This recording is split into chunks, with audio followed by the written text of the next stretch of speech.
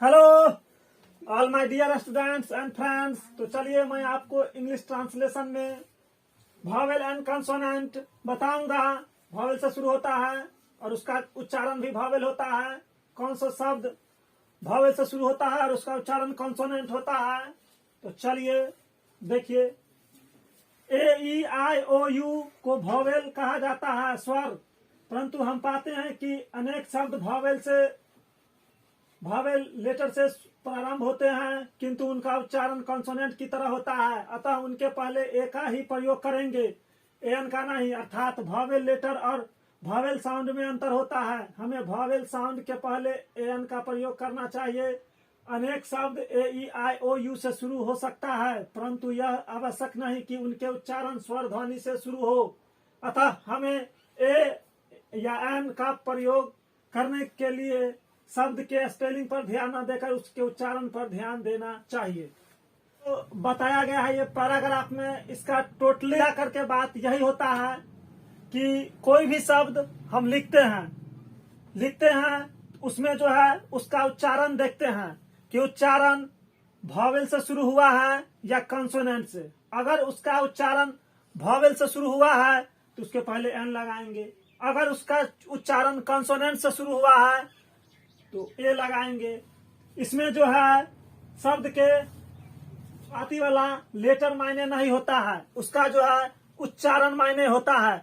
उसी के अनुसार एन किसी भी शब्द के पहले या नाम के पहले लगाते हैं। उसका जो है उच्चारण ज्यादा महत्वपूर्ण होता है लेटर से ज्यादा।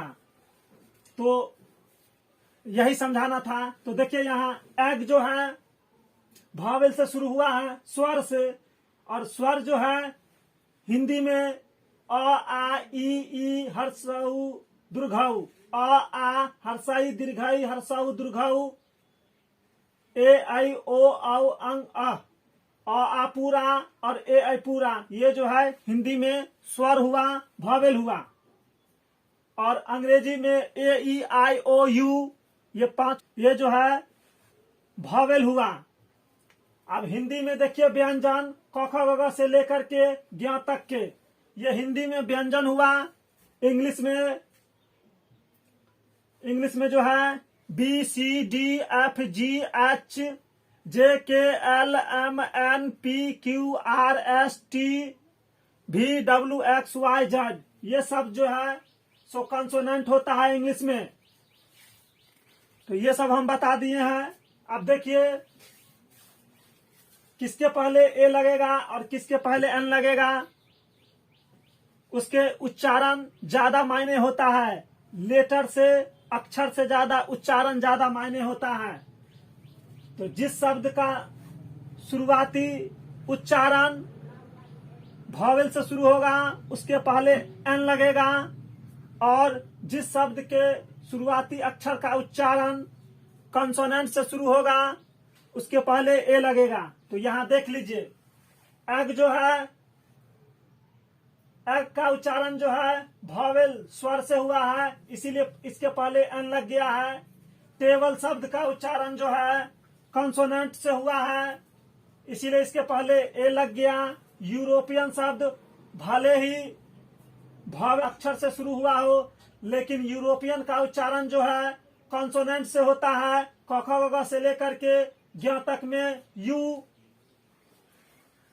और इंग्लिश में ए से लेकर के जेड तक में AEIOU को छोड़ करके बाकी जितना बच जाता है कैश, उसी में से यू से शुरू हुआ उच्चारण से शुरू हुआ, इसीलिए इसके पहले ए लग गया है। यूनिवर्सिटी शब्द का शुरुआती अक्षर जो है भले ही वॉवेल से शुरू हुआ हो, लेकिन इसका उच्चारण जो है यू से होता है, इसीलिए इसके पहले ए लग गया है। आवर जो है इसका उच्चारण ही वॉवेल से शुरू होता है, इसमें एच साइलेंट है। भले ही इसका शब्द का शुरुआती अक्षर एच हो, लेकिन एच इसमें साइलेंट है। इसका उच्चारण जो है वॉवेल स्वर से होता है, इसीलिए इसके पहले एन लग गया है। ऑनेस्ट मैन जो है भले ही कंसोनेंट लेटर से शुरू हुआ हो, लेकिन इसका उच्चारण जो है वॉवेल स्वर होता है, इसीलिए इसके पहले एन लग गया है। एमए शब्द भले ही कंसोनेंट अक्षर से शुरू हुआ हो, लेकिन इसका उच्चारण जो है वॉवेल होता है, स्वर होता है, इसीलिए इसके पहले एन लग गया है। 1 रूपी नोट, 1 रूपी नोट जो है शब्द का पहला अक्षर जो है वॉवेल से शुरू हुआ है, लेकिन इसका उच्चारण जो है कॉन्सोनेंट होता है 1, इसीलिए इसके पहले ए लग गया है। यंग मैन, ये तो कॉन्सोनेंट से ही शुरू हुआ है शब्द, और उसका उच्चारण भी कॉन्सोनेंट ही होता है, इसीलिए इसके पहले ए लग गया है। तो यही समझाना था, वो मैं समझा दिया हूं। अब देखिए आवश्यक नोट क्या है। कोई शब्द वॉवेल साउंड से शुरू हो या कॉन्सोनेंट साउंड से, इसे निश्चित रूप से जानने के लिए एक बहुत ही सरल नियम है। जिस शब्द के पहले एन का प्रयोग करना हो उसे हिंदी में लिखे। यदि उसका पहला अक्षर हिंदी में व्यंजन हो तो उसके पहले ए का प्रयोग करेंगे। यदि उसका पहला अक्षर में स्वर हो तो उसके पहले एन का प्रयोग करेंगे। तो किसी भी शब्द को जानने के लिए पहले उसका उच्चारण को लिखेंगे। अगर उसका उच्चारण स्वर से शुरू होगा तो उसके पहले एन लगाएंगे, और कंसोनेंट से शुरू होगा तो उसके पहले ए लगाएंगे। तो किसी भी शब्द को यहाँ देख लीजिए, मैं लिख के बता दिया हूं। यहाँ देख लीजिए, जिसका उच्चारण जो है वॉवेल से शुरू हुआ है उसके पहले एन लग गया है। जिसका उच्चारण जैसे एग है, एक का उच्चारण वॉवेल से शुरू हुआ है, इसीलिए इसके पहले एन लग गया है। टेबल का उच्चारण कंसोनेंट से हुआ है, इसीलिए इसके पहले ए लग गया है। यूरोपियन का उच्चारण कंसोनेंट से हुआ है, इसीलिए इसके पहले ए लग गया है। यूनिवर्सिटी का उच्चारण कंसोनेंट से हुआ है, इसीलिए इसके पहले ए लग गया है। आवर का शब्द जो है भले ही कंसोनेंट से शुरू हुआ हो, लेकिन इसका उच्चारण जो है वॉवेल से शुरू हुआ है, इसीलिए इसके पहले एन लग गया है। ऑनेस्ट मैन शब्द का शुरुआती अक्षर भले ही कंसोनेंट हो, लेकिन इसका उच्चारण जो है वॉवेल से हुआ है, इसीलिए इसके पहले एन लग गया है। एमए शब्द का शुरुआती अक्षर भले ही कंसोनेंट हो, लेकिन इसका उच्चारण जो है वॉवेल से हुआ है, इसीलिए इसके पहले एन लग गया है। 1 रूपी नोट, इसका जो है शुरू हुआ है, लेकिन इसका उच्चारण जो है कंसोनेंट से होता है, इसीलिए इसके पहले ए लग गया है।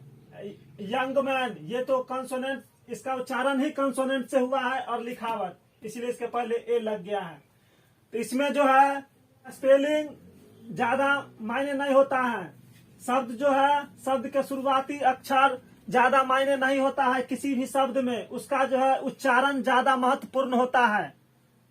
क्या समझे? तो उच्चारण करेंगे, देखेंगे उच्चारण वॉवेल से शुरू हुआ या कंसोनेंट से। वॉवेल से शुरू होगा तो उसके पहले एन लगाएंगे, कंसोनेंट से शुरू होगा तो ए लगाएंगे। हाँ, लेकिन यही याद रखना, उच्चारण देखना है, ना कि उसका लिखावट। स्पेलिंग उच्चारण क्या चीज से शुरू होता है उसी के अनुसार ए एन लगाएंगे। इसमें यही बताया गया है, वो मैं आपको बता दिया हूँ। डियर स्टूडेंट्स एंड फ्रेंड्स, किसी तरह के समझाने, लिखने, बोलने में गलती हो गई हो तो इसके लिए सॉरी चाहता हूँ। If you like my video, don't forget to like, share, subscribe and hit on the red bell icon. अगर आप हमारे वीडियो को पसंद करते हैं तो लाइक, शेयर, सब्सक्राइब और लाल वाली घंटी को दबाना ना भूलिएगा, ताकि हर हमारी अगली आने वाली वीडियो आपको मिलते रहेंगे और आप उनसे नई नई चीज सीखते रहेंगे। और एक बात ये भी याद रखें, आप हमारी हर क्लास देखते रहिएगा, तभी आप इंग्लिश बोलने, लिखने और समझने में सक्षम हो पाइएगा। अगर आज क्लास देखे और कल नहीं देख पाइएगा तो आप नहीं सीख पाइएगा। अगर कुछ सीखना चाहते हैं, कुछ पढ़ना चाहते हैं तो शुरू से अंत तक के हमारी क्लास देखिए और आप सीखिए इनसे। तो यही कहना था, वो मैं कह दिया हूँ। तो चलिए आज का क्लास यहीं पे समाप्त कर रहा हूँ। Good bye.